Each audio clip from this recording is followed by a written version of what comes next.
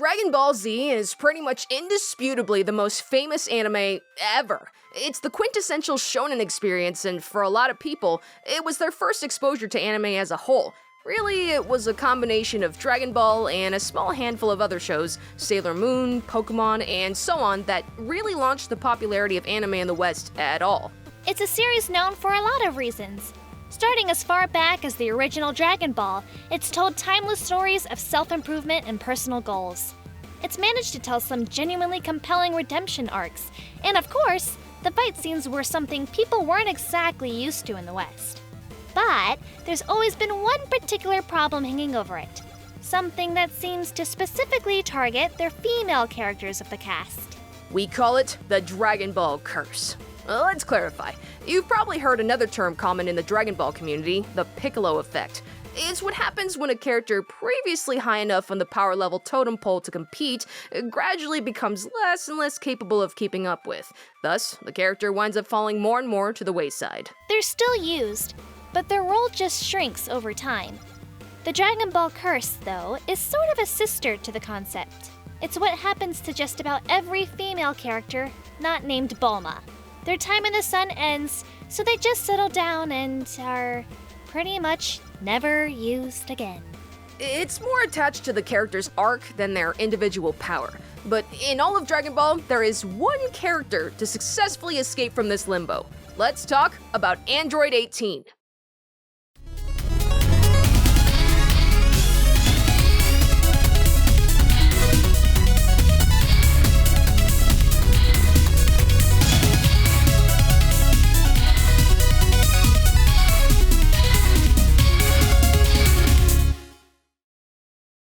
Better known around here as waifu number 5. To you, maybe. Anyway, Android 18 holds the distinctive honor of being the only female character in the entire franchise to fall victim to this curse and then come back from it. And frankly, I think I might know the reason for it. Because she's perfect? No, we'll get to him next season. Huh? It's because, frankly, I don't think even Toriyama could possibly have messed her up. So, let's talk about why. Whoa there, you sound like you're calling Toriyama a bad writer. Oh no, far from it. Dude's brilliant at certain things, but every writer has their weak points, and not knowing what to do with certain characters, especially the female ones, is definitely one of his. But Android 18 was like lightning in a bottle for him, at least as far as the female characters went. True. Thinking about it, 18 really was the first time a female character played a huge, direct role in the action. And not only that, but she even had a pretty compelling character arc of her own. With a nice conclusion. Yeah, and like Bulma, for example, was never a fighter. She does obviously play a huge role in Dragon Ball, even today, but she doesn't directly join the fray, like, ever. Well, there's Launch. Who Toriyama straight up forgot existed between Dragon Ball and Dragon Ball Z. Dude's even admitted to that much. Yeah. And even if he hadn't, Launch was a fun character, but always just kinda there. I remember hearing that Toriyama had some really big plans for Chi-Chi, but he never got around to delivering on them. And that's really a large part of why she has the reputation she does now. And then there was Videl, who was the second time a female character really had any direct action involvement in a character arc of her own. But then she was basically shafted completely in Dragon Ball Super. Just used as a plot device for the Super Saiyan God transformation, and that was pretty much it for her in terms of being important at all. As much as I really hate to say it, the next closest we got was Pan, and she is not a shining example.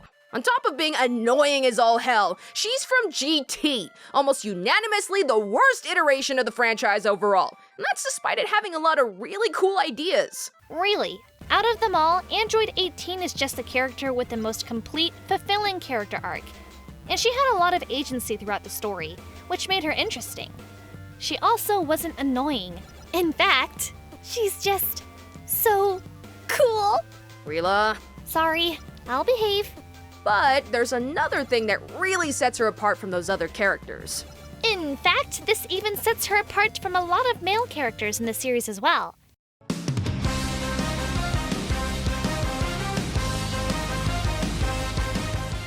She actually comes back. She's the only female character to come off the bench since getting put there. You know what? her comeback was awesome! I mean, of course it was awesome. She's Android 18, and there's actually a pretty straightforward reason for her return too. She's literally immune to the whole too weak to compete trope, which is what we were talking about with the Piccolo effect. She can't become more and more useless over time like so many other characters in the series. Her husband, for example.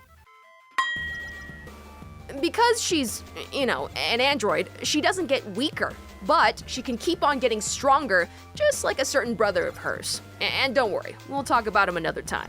It's a great way to remind Toriyama and Toyotaro that, oh yeah, we have this stupidly powerful character around just sitting there. May as well use him.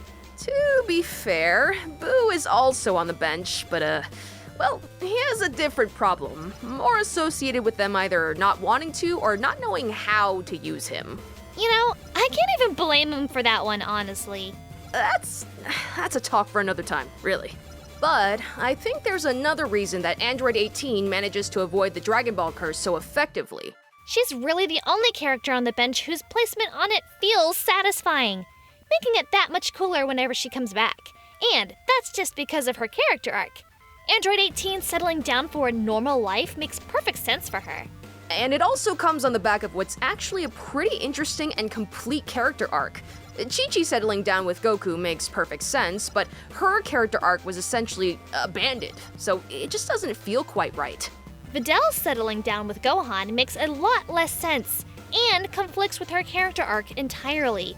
So that one hurts a lot. To be fair though, a lot of that one likely has to do with how badly Gohan was shafted, which is probably indicative of her own problems as a character now being just an extension of Gohan, more or less. Yeah, that's a big oof right there. But Android 18 makes sense, because a normal life is something she was basically robbed of. In Shueisha's Saikyo Jump, Toriyama responded to a Q&A where he gave 17 and 18 a little more background. And there, he revealed that Gero kidnapped her and her brother and forcibly turned them into what they are in order to serve his own twisted vendetta. They were delinquents, sure, but all their antics in the series were really just them trying to find some sense of normalcy for their lives and rebel against Gero by doing whatever they wanted, instead of what he programmed them to do. And settling down for a normal life with a family was the ultimate way for her to do that. It was her choice based on what she wanted. And on the logical side of things, 18 staying home actually makes a lot more sense than Krillin, since she is stronger than him and can protect Marin better than he can. The point is that Android 18 has a fulfilling character arc that sensibly lands her where it does. And that makes her being on the bench easier to swallow. Which makes her occasional returns to the spotlight even better. Really, you just can't lose with her. Ain't that the truth? And that's that, really. Just some of what makes Android 18 so friggin' awesome, and how her being such a solidly built character makes it damn near impossible for them to just completely shaft her. And why she's my waifu. Rila. Right. Behaving. So, what do you guys think of Android 18? Would you maybe like to see her more often? Or is the occasional moment in the sun enough for you? Leave a comment below and give that like button a zap while you're down there. Don't forget to subscribe. Also, give that bell a ring so you're notified whenever we upload a new video. This has been a Bullet Weekend. I'm Rila, signing off. I'm Riley, bowing out. Thanks so much for watching. Keep up the awesome, and stay tuned!